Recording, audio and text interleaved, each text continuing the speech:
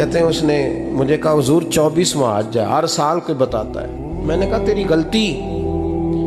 कहने लगा मैं अपनी माँ का नाफरमान।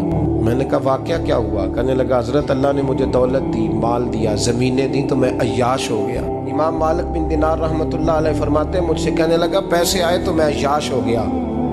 रमज़ान का महीना था, असर के बाद मेरी अम्मा इफ्तारी की तैयारी कर रही थी, मैं गया, मैंने कहा शराब पी हुई, अम्मा रोटी दे, तो अम्मा कहने लगी शर्म कर, रोज़ा रखा नहीं तो जिन्होंने रखा है उनका तो ख्याल कर।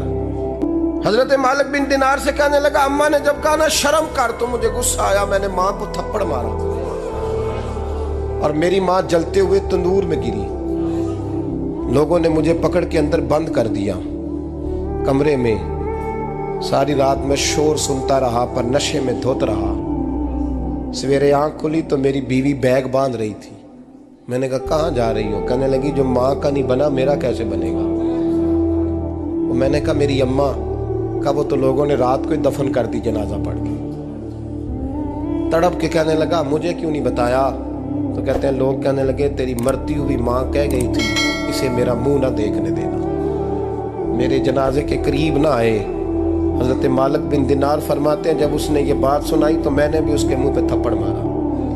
मैंने कहा तो इसी काबिल है। कहते हैं वो रोने लगा, हुजूर दुआ करे अल्लाह मुझसे राजी हो जाए। कहने लगा जब माँ की इंतकाल की खबर मिली तो मैंने कुल्हाड़ी लेके वो हाथ काट दिया जिससे माँ को मारा था। मैंने सारी जायदादें खिरात कर दी।